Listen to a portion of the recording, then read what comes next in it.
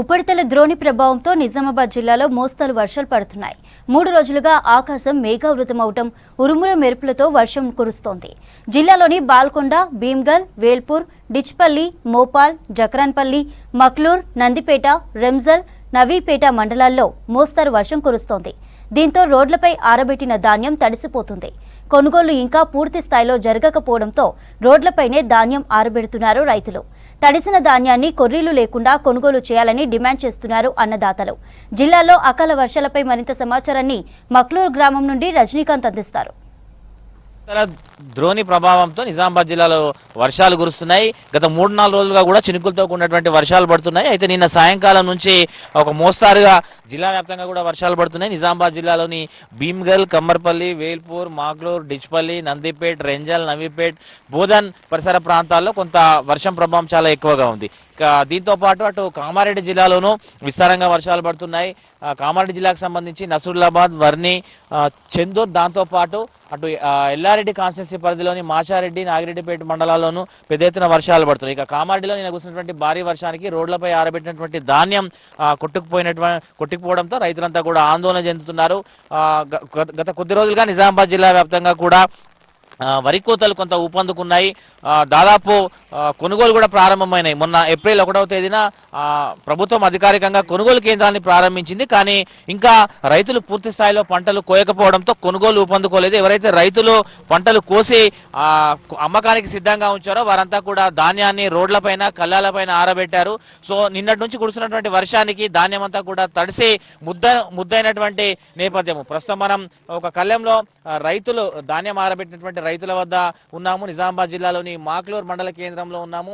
చూడొచ్చు, రైతులంతా కూడా ఆరబెట్టినటువంటి ధాన్యం తడిసిపోవడంతో దాన్ని తిరిగి ఆరబెట్టేటువంటి ప్రయత్నం చేస్తున్నారు. ఒకవైపు పైనుంచి వర్షం చినుకులు పడుతున్నాయి, కింద వడ్లన్నీ కూడా తడిసి ముద్దైనటువంటి నేపథ్యము. సో ఇప్పుడు ఇవి కొనాలంటే కూడా కొంత వ్యాపారస్తులు కావచ్చు, సంబంధిత శాఖకు సంబంధించిన అధికారులు కావచ్చు, కొంత కొర్రీలు పెడతారు.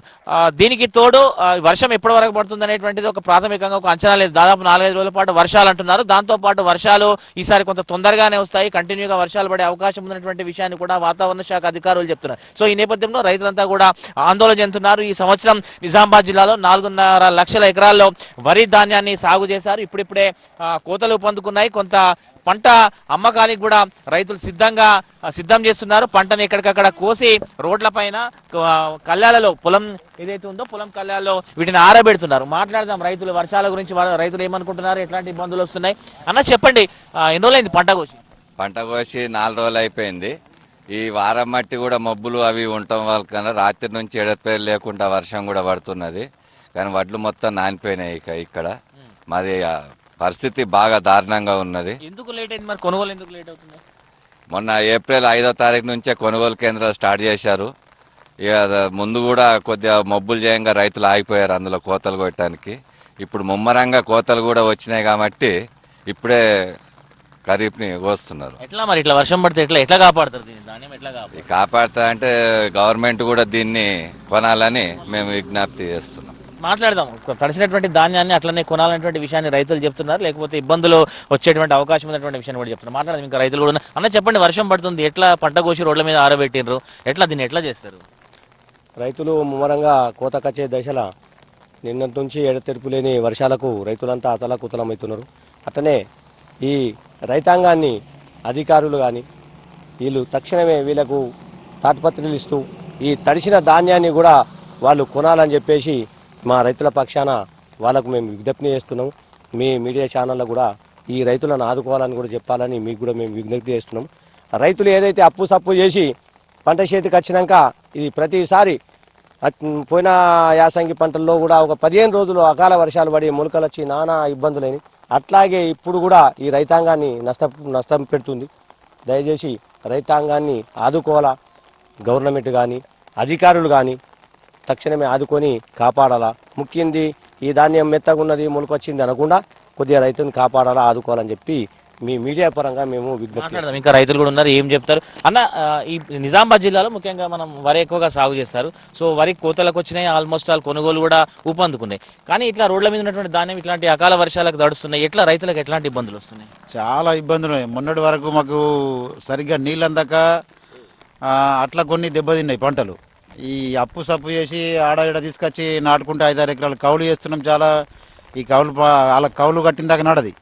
ఈ మొన్ననే పోయి నీళ్ళు సరిగా అందక అట్లా దెబ్బతిన్నాయి పంటలు. ఇప్పుడు కోతకు వచ్చేసరికి ఈ రకంగా ఈ వర్షాలు ఇబ్బంది పెడుతున్నాయి. ఈ తడిసిన ధాన్యాన్ని కొనుగోలు చేయమంటే వాళ్ళు రైతులు దళారులు అంటున్నారు, వాళ్ళు తక్కువ చేస్తారు. ఇంట్లోనే కోఆపరేటివ్లు ఇబ్బంది పెడతారు. 5 కిలోలు 10 కిలోలు కడత అంటారు. కడత లేకుండా గవర్నమెంట్ ధాన్యం కొనుగోలు చేసి రైతుల్ని ఆదుకోవాలా. ఈ టార్పాలిన్ కూడా సకాలంలో సప్లై చేస్తలేరు. కొద్దిగా టార్పాలిన్ కూడా కోఆపరేటివ్ ద్వారా సహకరించి రైతులకు ఇస్తే ఈ నింపిన ధాన్యం బస్తాలను కప్పుకోవడానికి కనుక కొద్దిగా ఈజీ ఉంటుంది.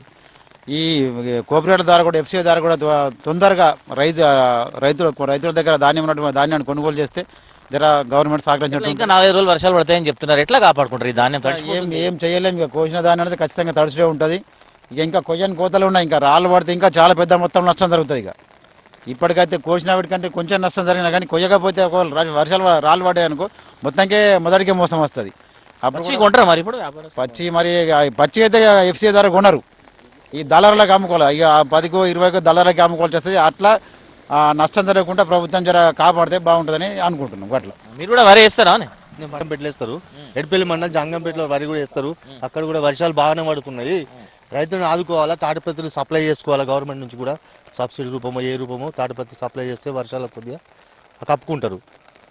ఇట్లా రైతులైతే సడన్ గా కురుస్తున్నటువంటి వర్షాలకు గత 3-4 రోజులుగా కూడా వాతావరణం అంతా కూడా ఉరుములు మెరుపులతో ఉన్నటువంటి వాతావరణం అంతా మేఘావృతమైంది.